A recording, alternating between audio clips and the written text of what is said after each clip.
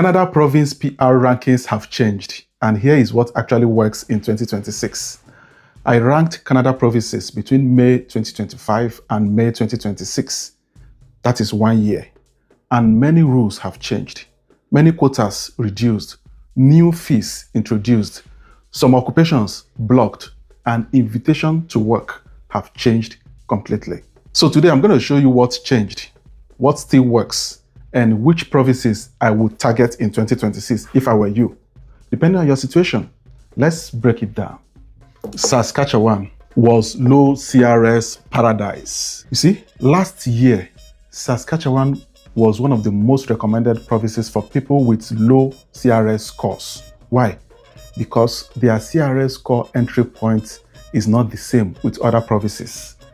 But now, I will recommend you proceed with caution. You see, there are a couple of things that changed in Saskatchewan.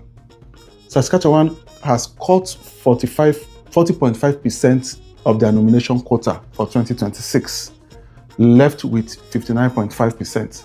They also introduced $500 application fee. If you're applying to come to Saskatchewan, you have to pay $500. And if you are requesting your application, which has been processed, to be revised or to be reviewed, you're going to pay additional $250. Also, some sectors are blocked. So what this means is that some sectors like trucking, retail, hospitality, they've been restricted to only foreign applicants. That means those inside Saskatchewan or Canada who are not qualified to apply to that. And also, 26% of the remaining quota, which is 59.5%, are already used. So if you are targeting Saskatchewan, or if your plan is centered around Saskatchewan, I will advise you to review your plan and review your strategy and replan again, because the low CRS scores are no longer working as before. Also, they have their own point grid, which means they have a way of scoring people to nominate them to come to Canada. Let's look at Alberta. A lot of people still think Alberta is easy or one of the easy provinces to come because they invite people who have 300 scores, CRS scores and above. But there is something important you need to understand. See, CRS scores of 300 plus can give you eligibility, yes, but doesn't mean you can be invited. So eligibility does not guarantee invitation in Alberta these days, and that is the truth. And what are they doing, or what is Alberta doing these days? Alberta is prioritizing certain or specific sectors: healthcare, tech, construction, aviation, agriculture, and manufacturing. And there's another thing that happened in Alberta this year. Alberta introduced $135 EOI fee, expression of interest fee, which wasn't there before. Also, they introduced what we call rural renewal streams, and this is specifically for logistics, transport, and small communities. So if your profession aligns with healthcare, tech, construction, aviation, agriculture, manufacturing, you might likely be a suitable candidate for Alberta. And also, if you are in any of these, logistics, transportation, and you're also eyeing rural communities, interior communities in Alberta, or you're comfortable staying in those rural communities, Alberta might be your go-to this year going forward until anything changes. So Alberta wants workers in very specific industries, and this might be your hidden gem right now. Let's look at Manitoba. This is one of the biggest things that many people still do not understand about Manitoba. Manitoba is still good, but you will require connection before you come to Manitoba, or usually before you come to Manitoba. And here in Manitoba, you need to have family or friend or recruitment invitation, that is LMIA sponsorship, or you have studied in Manitoba, or you have a work history in Manitoba for you to stand a good chance to come to Manitoba as of May 2026. anything can change anytime. Immigration rules and provinces rules, they change like anything. So if your aim is to come to Manitoba or to land as a PR in Manitoba, you need to consider that you have all this. Because if you submit your application without any connection, there's a possibility you might not hear back from Manitoba government to nominate you. Now, onto British Columbia and Nova Scotia. Let me take British Columbia first. So, people outside Vancouver are fire. They are hot like fire now. Either you are currently outside of Vancouver in British Columbia, or you are eyeing outside of Vancouver for British Columbia. You are in a very hot cake position. Let me explain. See, currently in 2026, British Columbia has 35% quota for outside metropolitan, which is the Vancouver. Places like Kamloops, Prince George, and Kelowna.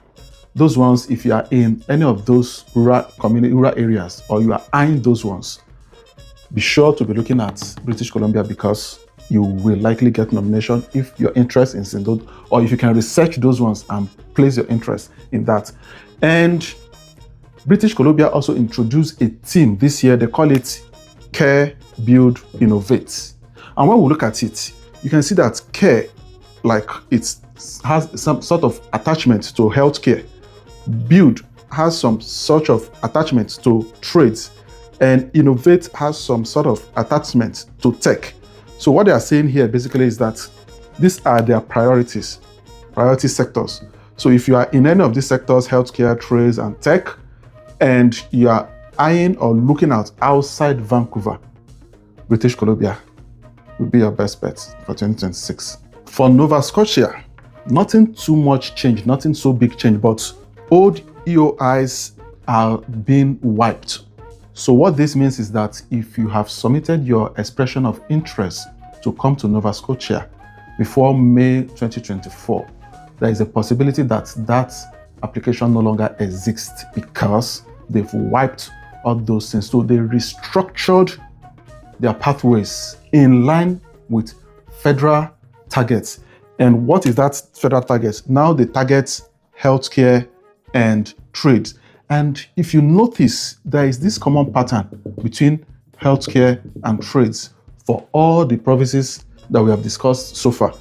The Nova Scotia is not also left out, because they are also prioritizing these occupations or sectors. So if your interest is to land as a permanent resident in Nova Scotia and you have healthcare or trade profession or as your NOC, then this might be your go-to province in this year 2026 and beyond, until anything changes.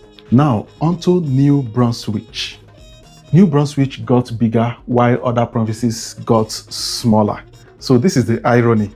While other provinces' nomination quotas have been cut, some into half, some 25%, some 75%, but New Brunswick quota was in opposite. It was actually increased.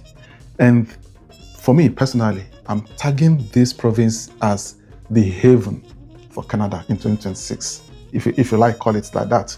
So they have some strategic positioning, even though it is considered one of the smallest or an overlooked province in the whole of Canada. People usually overlook New Brunswick, but they're doing massive things these days. Now, they became very active in Atlantic immigration program. They are part of the 4 provinces that offer that.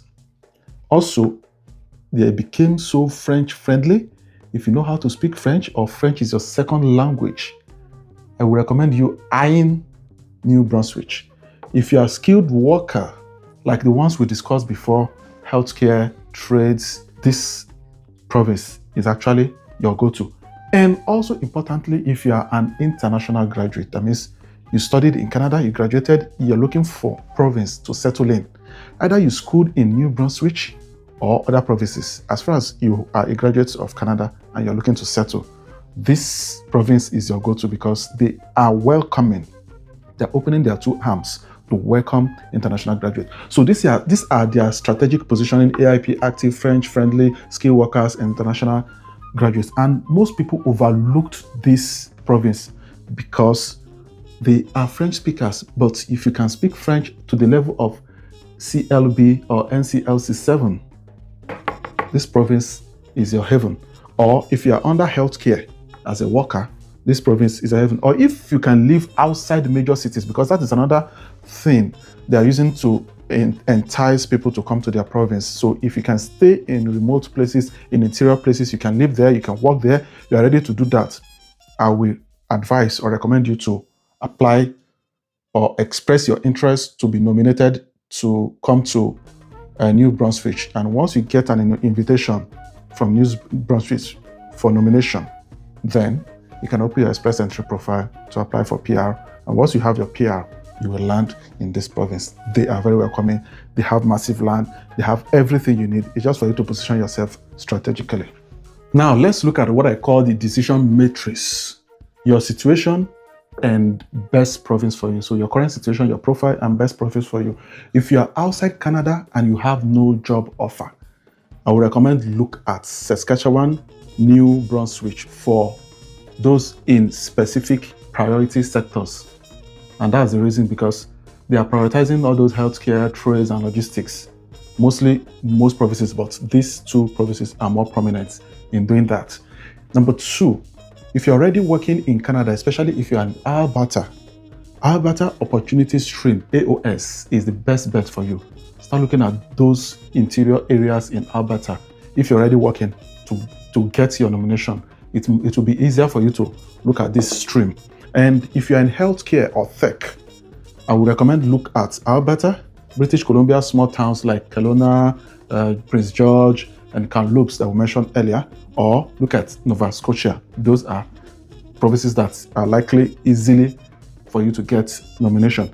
If you are in logistics or transport, your profession falls under logistics and transport, you should be looking at Alberta Rural Community, because this has a friendly pathway for people in logistics and transportation. If you're an international student, well, Manitoba could be a good place for you. Ontario, New Brunswick is particularly notorious for accepting and absorbing international students. And if you're a French speaker, you speak French, also New Brunswick, that is the heaven for Canada this year. Ontario French speaker stream is another good pathway for you to be looking at. If you are flexible on any location, you don't want to pick a specific location, you're not particular about specific location, you just want something good for yourself, you should be looking at British Columbia small towns or Alberta rural area. And you have family, friends, or LMIA already, or you're looking at coming to Canada through LMIA, Manitoba is your go-to because they like connection. Either you have a family, friend, or you've gotten a sponsorship from a company for you to come to Manitoba.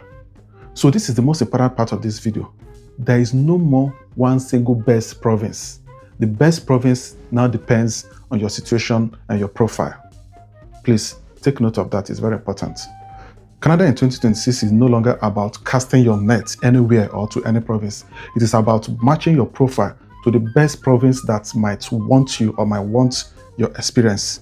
And that is the most strategic thing you need to do or you can do in 2026 to get invited. So let me know your profession and your occupation in the comment section.